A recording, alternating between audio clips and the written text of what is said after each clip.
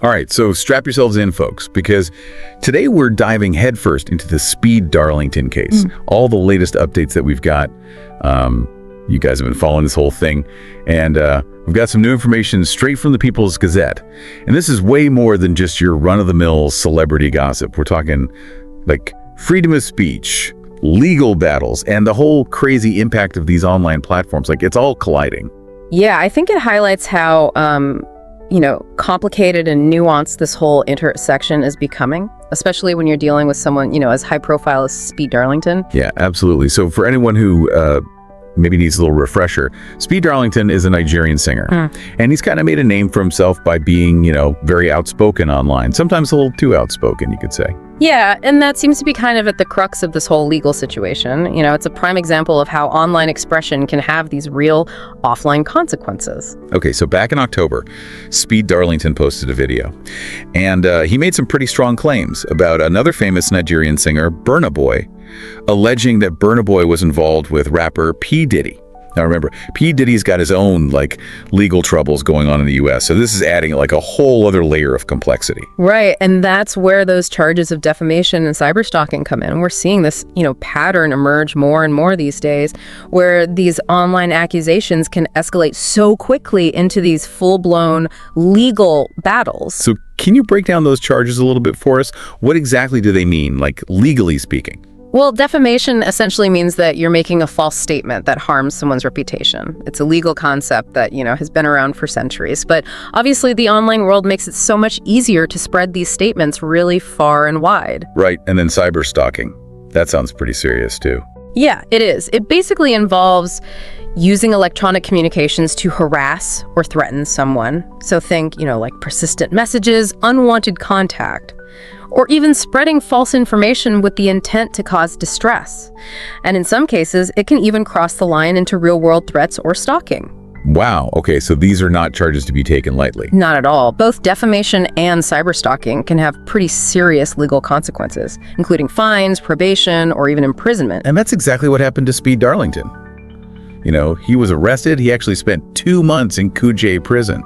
That's a pretty drastic turn of events, just from one video. Yeah, it really underscores that, the internet is not this lawless playground that some people might think it is. There are real-world laws that apply to online behavior, and we're seeing those laws, being enforced more and more frequently. So is this something, are we seeing this more these days, this clash between online speech and these real-world consequences? Absolutely. It's becoming increasingly common. As these social media platforms become more influential, the line between our online and offline lives is, becoming more and more blurred. So something that maybe once might have just been considered, gossip or rumor, can now have a very real impact on someone's reputation, their career, even their personal safety. Yeah, that's a pretty sobering thought. I guess it's a good reminder for all of us to be more mindful of what we say and do online. Exactly. It's about being responsible digital citizens and recognizing that our words have power, whether they're spoken or typed. So let's circle back to Speed Darlington.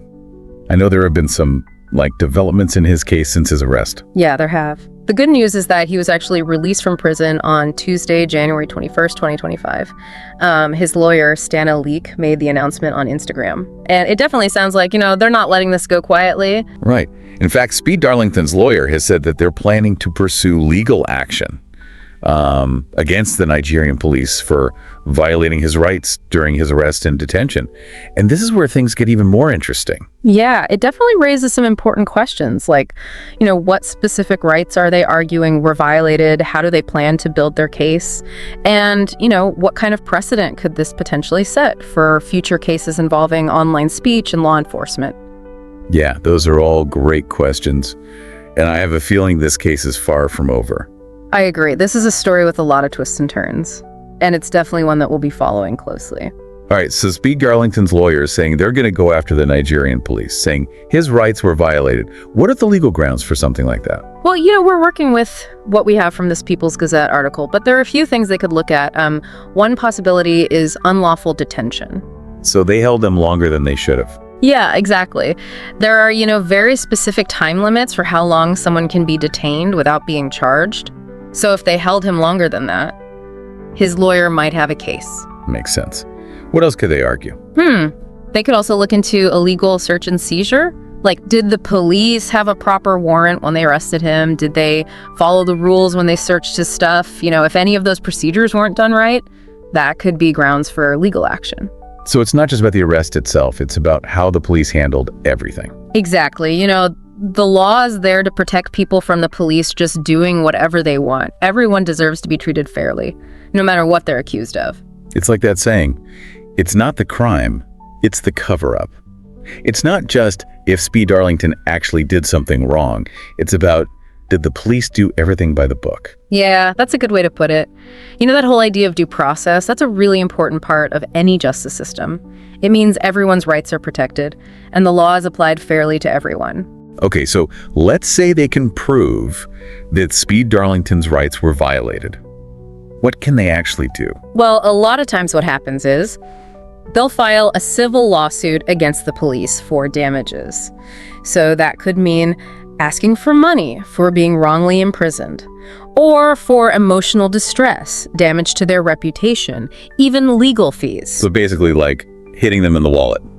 Yeah, you could see it that way. But it's also about holding the police accountable, making sure they don't get away with violating people's rights, and hopefully preventing it from happening again. It sends a message. Exactly. The legal system gives people a way to fight back when their rights are violated.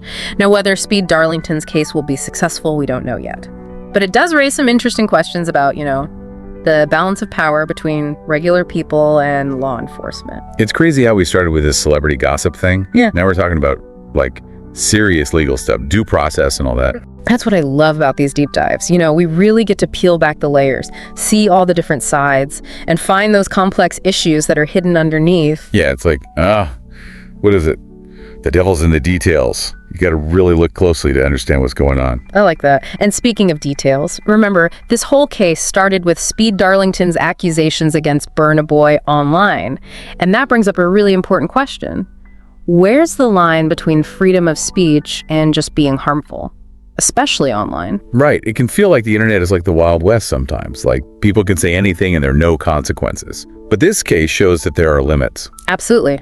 Freedom of speech is super important in a democracy. But it's not absolute, There are laws to protect people from defamation, harassment, and stuff like that. The challenge is finding that balance. So how do we balance those two things? The right to say what you want and the right to be protected from harm. It feels even harder online. That's the million-dollar question, isn't it? It's a constant balancing act. And there's no easy answer. Different countries have different approaches. And even within the same country, it can be tricky. It does seem like the internet has just made everything more complicated. For sure. Information spreads so fast online. Once something's out there, it's out there. It feels like we're always playing catch-up, trying to apply old rules to this whole new world. You got it. And this case is a perfect example of that. On one hand, Speed Darlington can say what he thinks. But on the other hand, what he said might have hurt Burnaboy's reputation. So where do we go from here? How do we handle this new world where, what we say online can have such huge consequences? I think that's a question we all need to be asking ourselves, both as individuals and as a society. It's not just about laws, it's about being thoughtful about what we say online and recognizing that our words can have a real impact on other people. This whole thing has really been eye-opening, and I think we've just scratched the surface. We have. But for now, let's take a break, and then we'll come back and wrap up this deep dive. All right, we're back. Ready to wrap up our deep dive on this Speed Darlington case. It's been a journey, for sure. It really has. We started with this, celebrity beef, and now we're talking about, the law and technology and free speech. It just occurred to me, we've only really heard Speed Darlington's side of this whole thing. We haven't really touched on Burnaboy's perspective at all. Oh, that's a really important point. I mean, the People's Gazette article that we're going off of, it only gives us one side of the story. We don't know what Burnaboy has to say about all this, or his lawyers or anything. Right, it's easy to get caught up in all the legal stuff. But, there are real people involved here, and this has probably affected both Speed Darlington and Burnaboy a lot. Absolutely. Yeah. These legal battles, they can be so messy and, they can really impact everyone involved. It's important to remember that. This whole case has really got me thinking about social media and how much power it has. One video, some accusations online, and it leads to lawsuits and jail time and reputations being ruined.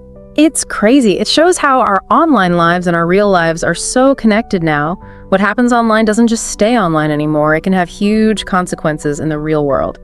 And that's true for everyone, not just celebrities. Yeah, anyone on social media could be in this situation. It's a good reminder to be careful about what we say and do online. I think it all comes down to being responsible, thinking before we post, considering how our words might affect other people. We all need to try to make the internet a more positive place. Well said. So, as we finish up here, what are some of the main things you hope people listening will take away from this? I think this case really shows how the law is trying to keep up with technology. It makes us think about how our legal system can handle the challenges of the internet, and how we can protect free speech while also protecting people from being harmed online. It's definitely given us a lot to think about. It has. And, for anyone listening, I would encourage you to keep learning about this stuff. Maybe look up some other cases about online speech, or see how defamation laws work in different countries. There's so much information out there. This is just the beginning. Exactly. Stay curious, keep asking questions, and keep exploring how law, technology, and society all connect. That's a great way to put it. Thanks for joining us on this deep dive, everyone. Until next time, stay informed and keep those minds working. Please ensure you like and subscribe to my YouTube channel. See you next time.